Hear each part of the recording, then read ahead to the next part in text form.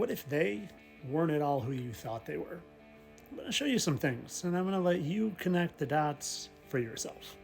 You see, I was at a farmer's market the other day, and I saw this beautiful statue and just happened to take notice of the name Diana, and I thought to myself, Diana? Who's Diana? And I took a closer look and kind of recognized that face, and then also noticed that Diana had a deer with her. And well, Diana clearly reminded me of Princess Diana.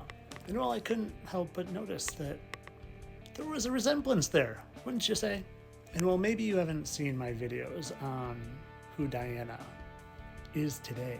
She's still alive. She's right under our noses. Let me catch you up.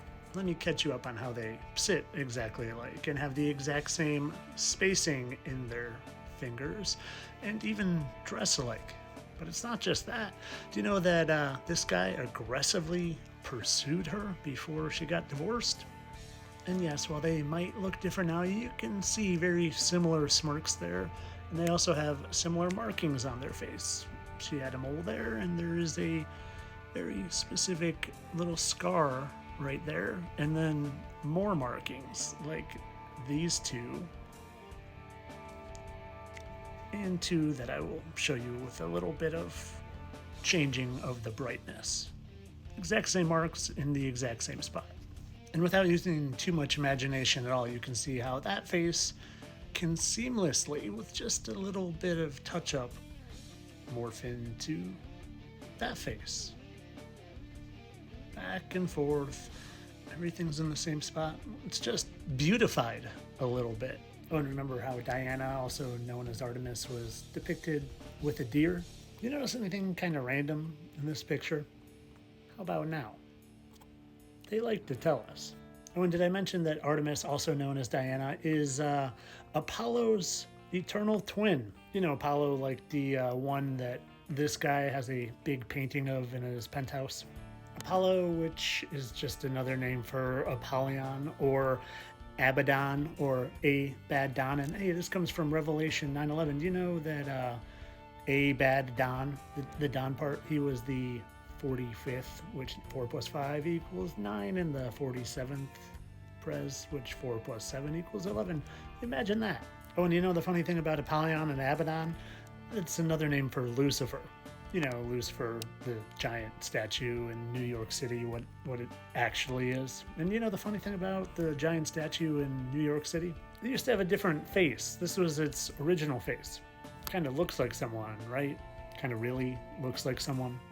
Kind of looks like someone that I have proven over and over again is now someone else that he seamlessly morphs into with just a little bit different color hair on the eyebrows and the head and just a little bit less puffy lips.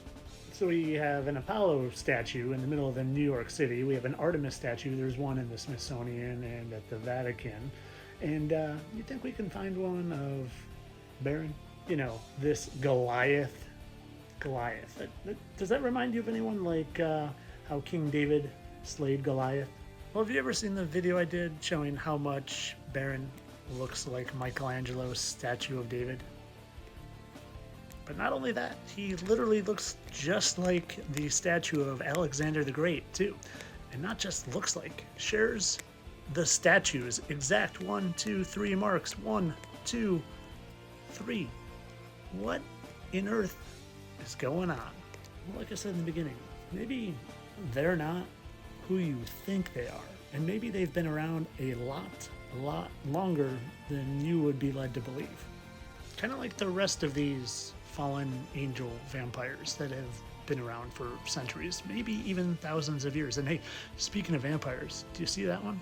Yeah, that's Robert Pattinson. He was a vampire in the movie Twilight. Makes you wonder about this line from another vampire movie. Vampires who pretend to be humans pretending to be vampires. How avant-garde. How avant-garde. You ever see my video showing that James Dean bears an awful similar resemblance to Brad Pitt? They've been around centuries, people. And I know I said I'd let you connect the dots, but I've connected them for you. They're shapeshifters, they're fallen angels, they're vampires. They've been here for a while, and they make statues of their former selves. And they've been manipulating your mind since the moment you came out of your mother's portal from the heavenly realm.